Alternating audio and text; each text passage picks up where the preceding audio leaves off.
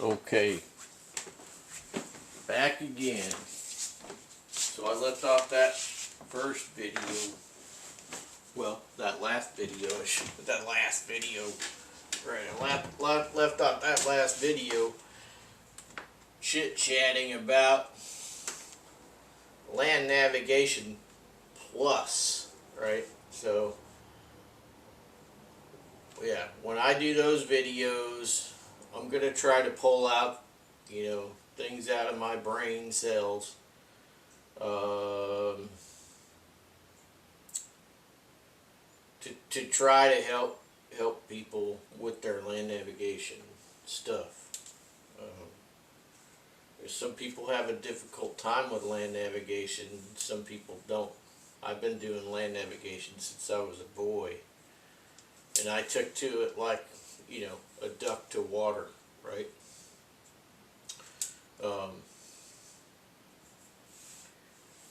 And I always loved land navigation.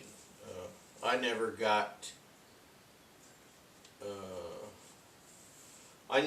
into the old mariner style navigation by a astrolabe or anything like that, but I think that would be cool. They put those sea charts out there and they do all that stuff, but that's just something I just don't have time for it, really. And I don't have my own boat, right? So you gotta have a boat to go cruising around at sea. So anyway, land navigation is plenty enough for me as a person. So it's ingrained enough in my brain that I can remember most of it, right? Without having to think about it too much. Yeah, so we'll be doing all that. We'll be talking about maps, compasses, GPS, and I have GPS Plus there, so that would be integrating the use of your GPS with your compass and your map. Okay, so you can integrate all of those, and there's a few little tips and tricks to that, right? There are some places where it's very difficult to navigate in the world, and you need everything that you can get in your toolbox to stay found, right? Because you want to stay found. You don't ever want to be lost. And knock on wood, I have never been lost. I have been a bit bewildered before, but considering what gets you out of situations like that where you get a little bit bewildered is that you gotta keep track. You gotta keep track of things. You gotta take little notes, okay? And you just have to keep your head, especially in those very difficult places like a jungle, okay? You gotta keep your head, because the jungle is thick and everything is green, and you cannot necessarily see landmarks like mountains, right? All you can see is canopy. And you have to keep track of where you went on your map. You got to keep track of your distance, okay, and things like that. It can be very difficult. In the United States, it's not as difficult, but it can be difficult, right? And another thing is that that's why we have pace speeds, right? To help us keep track of distance. And we want a good way to keep track of time. So we want a wristwatch. Okay, we want a waterproof wristwatch, and you could get a G-Shock and solar that will have a calendar on it, Some of them have calendars that you never have to touch for 100 years because it's already pre-programmed for leap years and all that stuff. So G-Shock watch solar that has, 100-year calendar type thing, that's something good to have. But you also have to think about EMPs and all that sort of thing when you're going electronic, even though it's solar, right? I have an automatic wristwatch. I just shake it and it goes, right?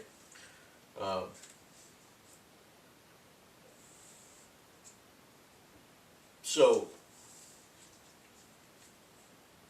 yeah, we'll be talking about the pace beads and the several ways to use them, and we will talk about estimating distances. Like I said in the end of the last video, you will be shown how to estimate distances using azimuths and math. I know everybody hates the word math. At least most people are going to hate the word math. But this is one of the reasons why I have a camouflage calculator, is because sometimes you got to calculate things, and this is a solar one. I've had this for donkey's years. Sometimes you have to calculate things, right? You have to have a certain amount of brain cells to be able to do a lot of things out there. You don't have to have a lot of brain cells, but you got to have some, right? So I had this buddy of mine. He was in a unit, and he said, I want you to teach me this skill. And I said, well, all right. I said, I could teach you that. And I sat down with him, and so he had been in this unit for a while, and he always had some difficulty with things in this one area. And so he says, I really need you to help me with this, because I know it, but he says, I never had a 100% grasping of it. And I told him, I said, well, we'll sit down and go over it then. And so the reason why I'm telling you this is because you can look at 100 different land navigation videos on YouTube, and you may not get it, okay? And this guy was a trained professional, okay? And he still had an issue. He still had an issue with this one thing, and he sat down with me, and I talked him through everything, and we discussed different things on, or surrounding the subject. And then, a good teacher is somebody who can, bring it down to somebody else's level, okay? You may be good at something, but you may not be a good teacher. Let's just put it that way. A good teacher is somebody who can bring something. You may be highly skilled, but you can't teach anything worth a crap because you can't bring it to that person's understanding, because, do you see what I'm saying? So I'm not saying that a lot of people watching this channel are dumb. I'm not saying that at all. I think that people that watch this channel are intelligent people, because intelligence recognizes intelligence. Okay? Yeah, that's a compliment on both sides. guys are smart. So, you need yourself a little calculator. This is one of those ones that does tangents and cosines and all of that stuff, right? So you need yourself a little lightweight solar calculator, because when you're estimating distance, you're going to calculate, you're going to, use tangents, okay? And then you're going to do some basic calculations, and that's going to tell you how far away that object is, within reason. Not 100% certainty ever, unless you have a laser rangefinder, okay, which will, obviously that'll show you up at night. So you need to be able to understand how to use your compass. It does use a compass. You're going to use a compass, you're going to use a calculator, and you're going to have a cheat sheet right in a rain type notebook with some numbers in it, and you're going to have a formula, and you're going to plug the numbers in, do the calculations, and you're going to know how far away that is. Alright? That's something you need to know. Because you can't just guesstimate everything. You got to range something out. You don't have a rangefinder, you got to range something out. Calculator, a few notes in a notepad, and a compass. Right? There you go. Now you know. Well, you will know. So, yeah. So I got this. I got this patch in. It says Bermuda Triangle on it, and it's got this seaplane and some map of the ocean with a few islands on it and stuff. That's pretty cool. And of course, Bermuda is over there, right? So I got this. I've been through the Bermuda Triangle a few times, and the first time I ever went through the Bermuda Triangle, I was ready. I had a GPS. I had a map in a waterproof bag. I had binoculars. I had everything. I was ready to disappear, right? But I'm here now, so I didn't disappear. But I was ready just in case any weird stuff happened, right? That was the first time. Went through the Bermuda Triangle.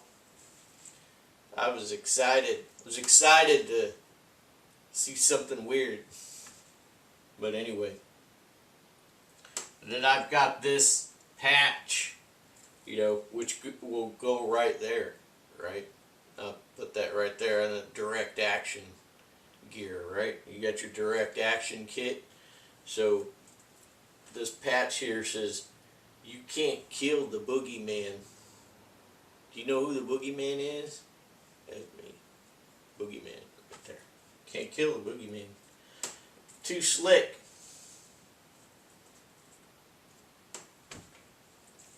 Yeah.